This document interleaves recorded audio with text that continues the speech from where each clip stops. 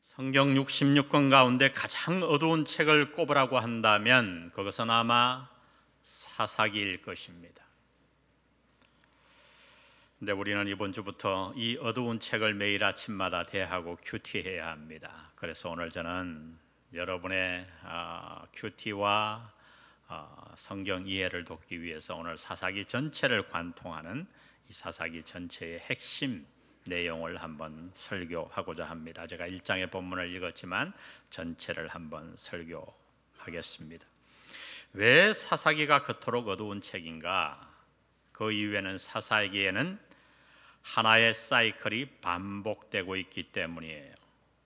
이 사이클은 4가지로 요약되는데 여러분이 이 4가지만 기억하면 사사기를 딱 이해할 수 있어요. 쉽잖아요. 큐티에 도움이 될 거예요. 그 4가지는 죄악, 심판, 간구, 구원입니다. 우리 다 같이 한번 읽어봅니다. 시작. 죄악, 심판, 간구, 구원. 이 4가지를 기억하시면 돼요. 사실 이 사이클은 그렇게 이상할 게 없어요. 왜냐하면 이런 사이클은 우리 삶에도 일어나고 있기 때문이에요. 우리 가운데 누가 이런 사이클을 경험해 보지 않았을까요? 우리는 신앙생활 하는 동안에 종종 하나님께 불순종하고 죄를 짓습니다. 그로 말미암아 우리는 하나님께 징계, 심판을 받아요. 그 징계와 심판이 너무 아플 때 우리는 어떻게 합니까? 하나님 앞에 나아가 기도로 간구합니다. 그러면 사랑의 하나님이 우리를 용서하시고 구원해 주세요. 죄악, 심판, 간구, 구원의 이 사이클은 우리 믿는 자들도 여전히 경험하고 있는 인생이에요. 이상할 게 없어요. 그런데 왜 사사기에 나오는 이 사이클이 멸망의 사이클인가? 그 이유는 한 가지 이유 때문이에요. 사실 성경학자들은 사사기의 내용을 그림 하나 도표로 딱 요약해 줬어요. 한번 여러분 보시죠. 제가 말씀드린 죄를 짓고 심판하시고 기도로 간구하면 하나님이 구원해 주세요. 그런데 뭐가 문제냐? 이 4가지 사이클이 계속 반복되면서 그 방향이 어디로 향하고 있나요? 밑으로 향하고 있다는 거예요. 밑으로. 이게 사사기의 딱 모든 내용을 요약하는 그림이에요. 여러분, 믿는 자라고 해도 우리의 삶에 이 사이클이 반복될 수 있습니다. 그러나 참 그리스도인은 이 방향이 어디로 향해야 되는가? 바로 위를 향해 나아가야 합니다. 죄짓고 심판받고 기도한 후에 고난에서 벗어났으면 그 과정을 통해 우리는 어떻게 해야 됩니까? 영적 성장을 이루어야 돼요. 그래서 그 다음에 또 이 과정을 겪더라도 그 다음 과정은 지금보다 더 나아야 합니다. 죄를 덜 짓고 삶이 더 거룩해지고 주님을 더 사랑하고 말씀을 더욱 삶 속에 실천해야 되는 거예요. 이게 그리스도인의 삶이에요. 그러나 불행하게도 이스라엘 백성들은 이 과정을 반복하면서 반대로 나아갔습니다. 죄로 인해 하나님의 심판이 임하자 그들은 하나님께 간구했어요. 그러자 하나님이 그들을 구원해 주셨습니다. 그리고 나서 그들은 어디로 나아갔는가? 놀랍게도 그들은 더 악한 길로 나아갔어요. 하나님으로부터 더 멀리 떠나갔어요. 이게 사사기의 내용이에요. 이렇게 멸망의 사이클을 향해 가던 그들은 그래서 마지막에 어디에 도달했는가, 종착했는가? 사사기의 마지막 부분 19장 21장 마지막 부분에는 이스라엘 백성의 타락상이 아주 구체적으로 그려져 있는데 거기서 보면 그들은 영적 타락뿐만 아니라 완벽하게 도덕적으로도 타락했다고 기록합니다. 그 책 마지막 부분에 보면 아주 비참한 얘기가 있어요. 레위 족속 중에 한 사람이 자신의 첩과 함께 고향으로 돌아가기 위해 기브온 마을을 지나가고 있었어요. 그래서 하루 유숙하게 되었는데 거기에 동네 사는 사람들이 그 첩의 아리따움을 보고 끌어내는 거예요. 주인이 말렸어요. 롯과 같이 차라리 내 딸을 데려가고 우리 집에 온 손님이니 그렇게 하지 말라. 그런데 그들은 끌어내서 그 첩을 밤새 집단 강간하고 그 여인은 죽습니다. 하나님의 백성 가운데 일어난 일이에요. 그러자 그 레위인이 어떻게 했는가? 그 여인의 시체를 12조각을 내어서 12지파에게 다 보낸 거예요. 여러분, 오늘날 이런 사건이 있었다고 한다면 세계적인 뉴스 특보가 될 겁니다. 이 일이 일어났어요. 그 모습을 보고 모든 사람들은 이렇게 말하기 시작합니다. 사사기 19장 30절에 보니 그것을 보는 자가 다 이르되 이스라엘 자손이 애굽 땅에서 올라온 날부터 오늘까지 이런 일은 일어나지도 아니하였고 보지도 못하였도다. 전무후무한 일이 일어난 거지요. 이 사건으로 말미암아 이스라엘에는 종족 간의 전쟁이 일어납니다. 이 기브온 마을이 속한 베냐민을 치기 위해 다른 지파들이 모였고, 그래서 종족 간의 전쟁이 벌어져 수많은 사람이 죽습니다. 그리고 나서 마침내 사사기는 맨 마지막 장 21장 마지막 절은 이렇게 끝납니다. 우리 다 같이 한번 읽습니다. 시작. 그때에 이스라엘에 왕이 없으므로 사람이 각기 자기의 소견에 옳은 대로 행하였더라. 가나안을 정복하는 동안 이스라엘 백성들은 하나님을 왕으로 모시고 살았어요.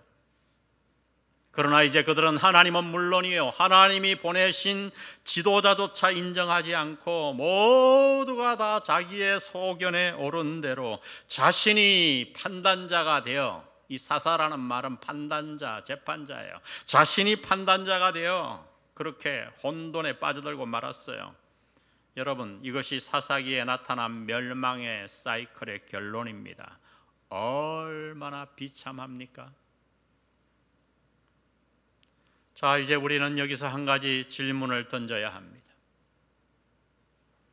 도대체 왜 하나님의 백성인 이스라엘이 이렇게까지 타락하였는가?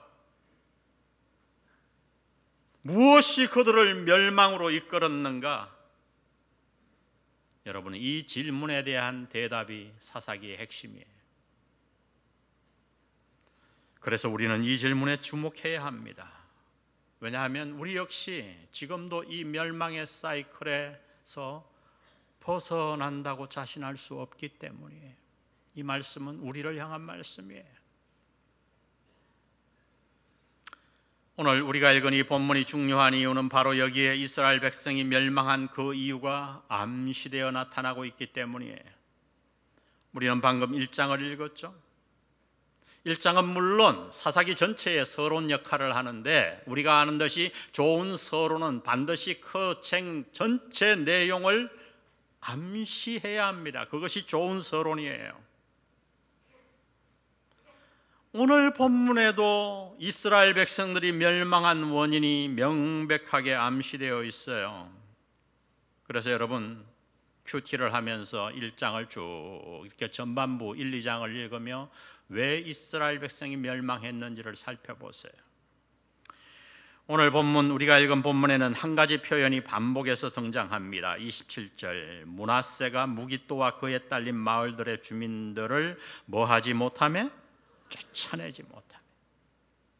가나안 족속이 결심하고 그 땅에 거주하였더니, 29절에 보니 에브라임이 게셀에 거주하는 가나안 족속을 쫓아내지 못하며, 가나안 족속이 게셀에서 그들 중에 거주하였더라. 이후에 이 표현은 계속해서 반복되어 나옵니다. 스불론이, 아셀 족속이, 납달리 지파가 쫓아내지 못하였으므로. 그러면 여러분, 이스라엘 지파들은 왜 가나안 족속을 쫓아내지 못했을까요? 힘이 없어서? 가나안 족속이 너무 강해서? 아니지요. 여호수아서를 읽어보면 가나안은 이미 정복되었어요. 그들은 여호수아의 인도하에 전쟁에서 승리했고 땅을 다 배분했습니다. 그런데 왜 다 이긴 전쟁에서 승리하고 나서 거기에 땅을 받은 지파들은 가나안 족속을 쫓아내지 못했는가? 사사기 저자는 그 이유를 본문에 슬며시 이렇게 기록해 놓았어요. 28절에 보면 이스라엘이 강성한 후에야 가나안 족속에게 노역을 시켰고 다 쫓아내지 뭐하였더라? 아니하였더라. 쫓아내지 아니하였더라. 여러분, 분명 앞에서 이스라엘 지파들이 가나안 족속을 쫓아내지 못하였다고 기록했는데 여기서는 쫓아내지 아니하였다고 기록하고 있는 거예요. 어느 것이 맞을까요? 이스라엘 백성들은 가나안 족속을 쫓아내지 못했을까요? 쫓아내지 아니하였을까요? 정답은 후자예요.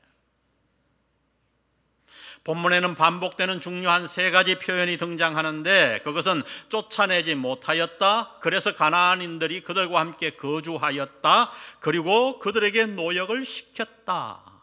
이 표현들이 등장해요. 계속해서. 이 표현이 왜 중요하냐면 이 표현들이 당시의 형편을 잘 그려내고 있기 때문이에요. 그러면 도대체 그 당시에 일어났던 실상은 무엇인가? 바로 이것입니다. 이스라엘 족속은 가나안 족속들을 쫓아내지 못한 것이 아니라 쫓아내지 않은 거예요. 가나안 족속과 함께 살기로 결정한 거예요. 왜? 그들에게 노역을 시키기 위해. 하나님은 그들을 완전히 진멸하고 그들을 그 땅에서 다 쫓아내라고 명령하셨지만 이스라엘 백성들이 보니까 그들에게 노역을 시키면 그들의 삶이 편해지고 경제적으로 많은 이익을 얻을 수 있을 것 같았거든요. 공짜 노동력. 더구나 이제 그들은 힘이 전혀 없어서 데리고 산다고 해도 자신들에게 별 해를 끼칠 것 같지가 않았어요. 그래서 그들은 가나안 족속을 데리고 살기로 결정한 거예요. 처음에는 문제가 없었지요. 그러나 세월이 가면서 사사기는 이렇게 데리고 산 가나안 족속들이 이스라엘 백성들에게 무엇을 했는지를 극명하게 보여줍니다. 여러분, 사사기를 읽으면 이것을 보셔야 돼요. 처음에 그들은 이스라엘 백성들에게 아주 순응하는 것 같았어요. 유익이 되는 것 같았어요. 그러나 세월이 흐르면서 그들은 자신들의 타락한 문화와 습관을 이스라엘 백성들의 마음에 슬며시 심어주었고 그들을 그 타락한 문화로 이끈 거예요. 그래서 사사기 2장 10절에 보면 이렇게 말합니다. 그 세대의 사람도 다 그 조상들에게 돌아갔고 한 세대가 지났어요. 그 후에 일어난 다른 세대는 여호와를 알지 못하며, 왜요? 가나안 족속들 때문에 여호와를 잊어버렸어요. 11절에 보니 이스라엘 자손이 여호와의 목전에 악을 행하여 무엇들을 섬기니라? 바알들을 섬기니라. 가나안 족속이 섬기던 바알들을 다 섬기더라. 이스라엘 족속들이 이렇게 바알들을 섬기자 하나님은 그들을 사랑하셨기 때문에 돌이키기 위해 심판을 내리십니다. 그러자 그들은 여호와 하나님 앞에 나와 드디어 부르짖었고 하나님은 사사를 보내 그들을 구원하십니다. 여러분, 이 사이클이 몇 번이나 사사기에서 반복되는지 아십니까? 사사기에는 총 12명의 사사가 등장하는데 7번이나 이 사이클이 반복이 돼요. 반복되는 동안 그들은 점점 더 악해지고 점점 더 하나님을 떠나고 점점 더 죄악으로 나아갑니다. 그 결과는 멸망이에요. 여러분, 혹 불씨라는 말을 아십니까? 우리 다 알죠, 불씨.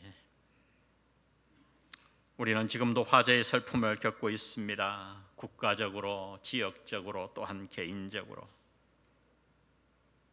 화재가 얼마나 무서운가요? 화재는 지금도 너무 무서워요.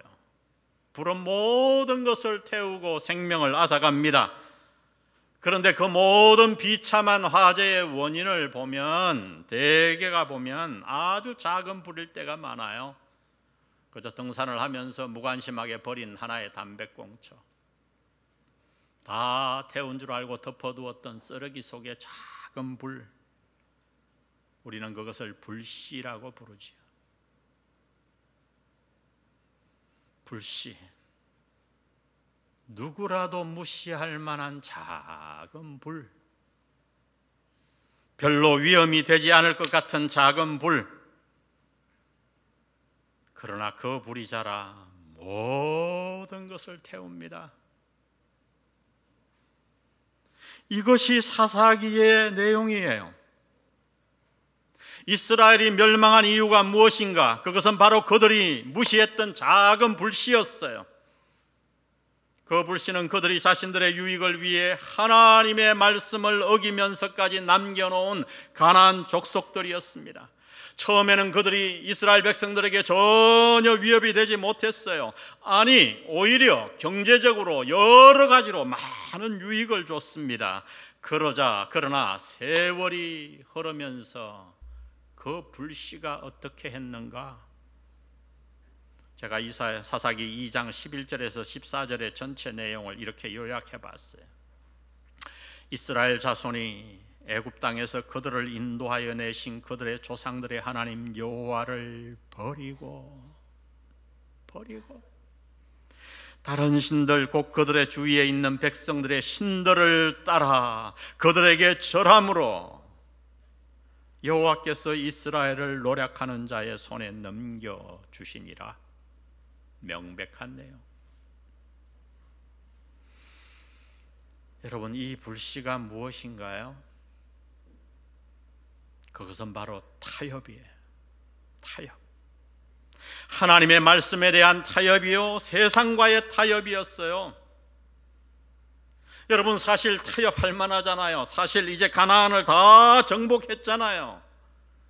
그 마당에 그 작은 수위에 가나안 족속을 남겨놓는다고 해서 무엇이 달라지겠는가? 뭐 그렇게 다 쫓아낼 필요가 있겠어? 남겨두면 일도 시키고 노동력도 활용하고 좋잖아. 아주 합리적으로 들립니다. 그러나 그 불씨가 자라나 이스라엘을 활활 다 태운 거예요. 다 태운 거예요. 그들의 가정을 태우고 자녀들을 태우고 국가를 태우고. 그래서 신학자들은 이 현상을 보며 역정복이라는 말을 사용합니다. 역정복. 무슨 뜻인가 하면 겉으로는 이스라엘이 가나안을 정복한 것 같았지만은 실제 내용으로 보면 가나안 족속이 이스라엘을 정복해 버렸다는 거예요. 여러분, 그러면 우리 믿는 자들에게 이 가나안은 무엇일까요? 사사기는 우리에게 도대체 무엇을 말씀하는 걸까요? 처음에는 아무것도 아닌 것 같지만은 그냥 남겨놓으면 언젠가 자라나 우리의 신앙을 흔들고 하나님을 떠나게 만드는 것, 나뿐만 아니라 내 다음 세대가 하나님을 떠나 멸망의 길을 걷게 만드는 그 불씨가 무엇일까요? 오늘날 우리에게도 그 불씨가 있나요? 있습니다. 있습니다. 없다면 하나님은 사사기를 우리에게 기록하지 않으셨겠죠. 그 불씨는 바로 세상입니다. 세속화의 물결입니다. 하나님은 이 세속화의 위력을 아셨기 때문에 가나안을 다 쫓아내라고 명령하신 거예요. 이 위험을 아셨기 때문에 사사기를 오늘 우리에게 주시고 큐티하게 하신 거예요. 여러분, 성경을 보면 하나님이 이 세상에 대해 얼마나 많은 경고를 쏟아냈는지 여러분은 놀라실 거예요. 그 대표적인 구절이 우리가 잘 아는 요한일서 2장 15절이죠.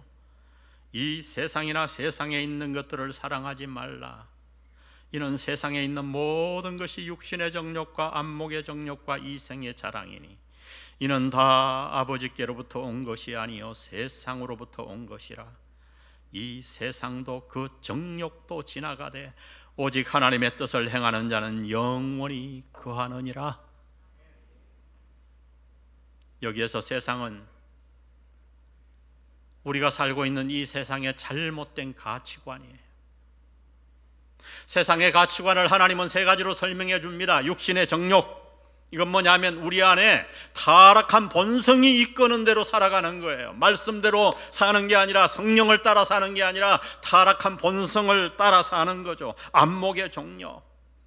그 육신의 정욕은 어디서 시작되는가? 안목의 정욕에서 시작된다고 말씀하셨어요. 여러분, 2000년 전에 이 말씀은 이해가 안 갔지만 오늘 보세요. 모든 죄악이 어디로부터 옵니까? 안목이에요. 보는 것이 앞으로 얼마나 더 발전될지 알 수가 없어요. 2살, 3살만 돼도 보는 것에 빠져들잖아요. 그 많은 보는 것들의 세상의 문화가 무엇을 자극하나요? 육신의 정욕. 그 안에 숨어 있는 거예요. 이생의 자랑, 의식주에 목을 매는 걸 의미합니다. 더 많이 가지고, 더 좋은 옷을 입고, 더 좋은 차, 더 넓은 아파트를 구입하기 위해 목숨을 거는, 그리고 그것들을 자랑하는 이생의 자랑. 여러분, 이것이 세상의 철학이에요. 이것이 바로 우리 앞에 닥친 가나안입니다. 여러분, 멀리 갈 것 없이 우리 기독교를 한번 보십시오. 전쟁의 폐허 속에서 우리는 얼마나 하나님께 간절하게 기도했던가요? 그 결과 한때 우리 한국교회는 전체 인구의 4분의 1이 그리스도인이었어요. 모두가 기도했고 모두가 말씀을 사모했어요. 교회만 세우면 사람들이 몰려들었습니다. 없는 살림에서도 하나님 나라에 헌신하며 세계 선교를 감당했습니다. 하나님은 이런 우리를 축복하여 이 세계 어디에도 없는 기적을, 한강의 기적을 일으키셨어요. 과거에도 없었고 앞으로도 절대 일어날 수 없는 기적을 일으키셨습니다. 그러나 이렇게 물질의 축복을 받은 우리는 지금 어떻게 되어가고 있나요? 우리는 지금 어디로 달려가고 있나요? 한때 교회가 부흥될 때 우리는 장차 우리나라가 기독교 국가가 될 거라고 장담하며 그렇게 기도했어요. 그러나 지금 한국 교회는 너무도 가파르게 무너져 내리고 있습니다. 우리의 다음 세대는 이제 선교의 대상이 되어버렸어요. 이 말은 뭐냐 하면 우리 다음 세대 지금 복음화율이 저 동남아나 아프리카에 있는 사람들의 복음화율에 미치지 못한다는 거예요. 다음 세대 복음화율이 2%예요. 3%, 2% 사이예요. 이 위기를 보십니까? 우리는 사실 이 현상 앞에 통곡해야 돼요. 그러면 왜 이렇게 되었는가? 도대체 이유가 무엇일까? 여러분, 원인을 알아야 치료를 하지 않겠습니까? 그 원인은 우리 그리스도인들의, 믿는 자들의 세속화입니다. 이스라엘 백성들이 가나안인들에게 역정복 당했듯이 오늘 우리 그리스도인들도 세상에게 역정복 당하고 있는 거지요.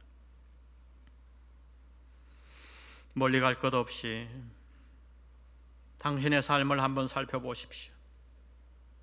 지금 당신의 삶에 역정복이 일어나고 있는가 아닌가를 살펴보기 원하면 지난날 여러분들이 아주 어려웠던 시절 하나님 앞에 드렸던 헌신과 지금의 헌신을 솔직하게 비교해 보세요. 풍요해진 지금의 현실을 비교해 보세요. 물질의 축복을 받고 나서 당신의 헌신은 더 깊어졌습니까? 그 물질로 하나님의 나라와 주위의 가난한 이웃을 돌아보고 있나요? 제가 목회하면서 살펴온 바로는 물질이 풍요해지고 물질이 생긴다고 해서 다 세상에 빠지는 게 아니에요. 풍요가 오면 사람들은 둘로 쫙 갈라지더라고요. 교회 안에서도. 하나는 풍요에 묻혀 역정복 당하는 사람들, 제 가슴에 근심이에요. 전 너무 마음 아파요. 너무나 불쌍한 자들이죠. 멸망으로 달려가고 있잖아요. 그러나 다 그런 건 아니에요. 이 역정복당하는 자들이 교회 안에서 문제는 점점 늘어나고 있다는 거예요. 그러나 풍요 속에서도 역정복당하지 않고 영광스럽게 하나님을 위해 사는 자들이 있습니다. 그들의 삶에는 한 가지 특징이 있어요. 그것은 주님이 주신 풍요를 잘 관리한다는 거예요. 주님이 축복을 주시면 주실수록 더 많이 헌신해요. 주시면 주실수록 하나님의 나라와 주위의 어려운 이웃들을 돌봅니다. 퍼센테이지가 중요해요. 풍요해진 다음에 푼돈을 얘기하는 게 아니에요. 정말 퍼센테이지를 드러내서 하나님 앞에 헌신하는 자들이 있어요. 이런 자들은 풍요에 결코 역정복당하지 않아요. 세상을 이깁니다. 저는 우리 교회가 이런 교회가 되기를 바랍니다. 아멘. 이런 삶을 격려해야 돼요. 교회는 이런 삶을 격려해야 돼요. 세상에게 역정복당한 결과는 무엇인가? 사사기는 말합니다. 멸망이에요. 그리고 하나님은 오늘 우리에게 이 불시의 위험을 알리시기 위해 사사기를 기록하셨어요. 우리는 사사기를 이달에 큐티하며 가나안이 상징하고 있는 오늘 우리가 직면하고 있는 세상의 위험을 뼈저리게 느껴야 합니다. 나는 과연 지금 역정복당하고 있는 것은 아닌가? 이스라엘 백성들처럼 세속화에 물들어가고 있는 것은 아닌가? 세상에 점령당하고 있는 것은 아니지. 교회에 나와 날마다 예배드리고 직분 가지고 헌신하지만은 그 마음 속에는 여전히 세상적인 성공을 더 많이 소원하는 세속화, 자녀들의 진로와 결혼을 앞두고서는 언제나 타협하는 세속화. 성도 여러분, 우리 앞에 두 길이 있습니다. 신장로 같아 보이는 세속화의 길과 그 세상과 타협하지 않는 좁은 길. 신장로의 마지막에는 멸망이 있고, 여러분이 세속화를 따라가면 참 편할 거예요. 나 멸망이 있고, 좁은 길, 십자가의 길 마지막에는 생명이 있는 줄 믿습니다. 여러분, 당신을 살리시고 당신의 자녀들을 구해내세요. 아멘. 이 사사기를 큐티하는 동안 간절하게 우리 전 교회가 이 세상의 위험에서 벗어납시다. 그래서 불씨를 다 없앱시다. 하나님의 교회잖아요. 생명의 길을 우리는 달려가야 합니다. 저는 이 사사기를 우리가 다 묵상하며 하나님 앞에 기도하면 이 놀라운 일이 우리 교회 안에, 우리의 가정에, 우리의 다음 세대에 일어날 줄 믿습니다. 이 길을 가는 우리 모두가 되시기를 주의 이름으로 축복합니다. 성경 한 구절 읽고 마치겠습니다. 요한일서 2장 17절 우리 다 같이 읽습니다. 시작. 이 세상도 그 정욕도 지나가되 오직 하나님의 뜻을 행하는 자는 영원히 거하느니라. 할렐루야. 우리는 세상을 이길 수 있어요. 이길 수 있어요. 오늘 이 말씀 생각하며 우리 믿음의 선조들이 많이 불렀던 찬송가 우리 옛날 찬송으로 제가 준비했어요. 가사가 우리에게 이어서 나 이제 주님의 새 생명 얻음. 우리 힘차게 이 찬양 주님 앞에 드립니다.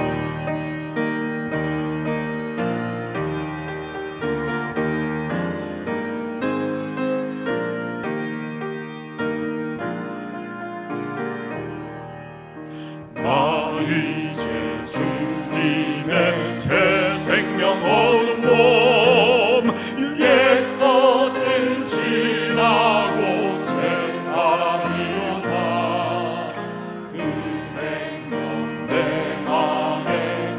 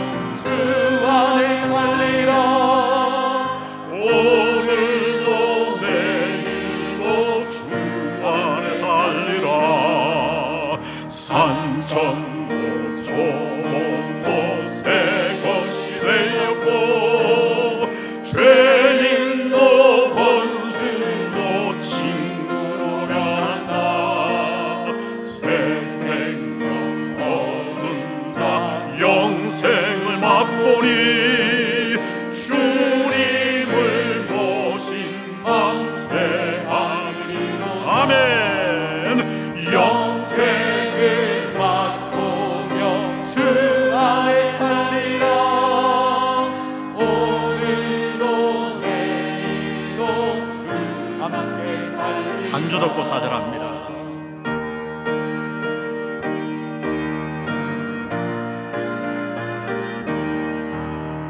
주 따라가는 길 험하고 멀고 찬송을 부르며 뒤따라가리라. 나 주를 모시고 영원히 살리라.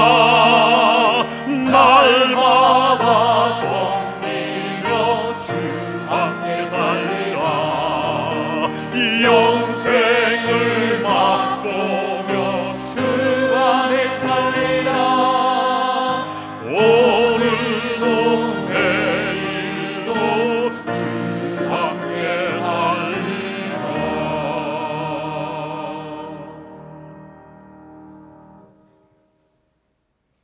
아버지 하나님,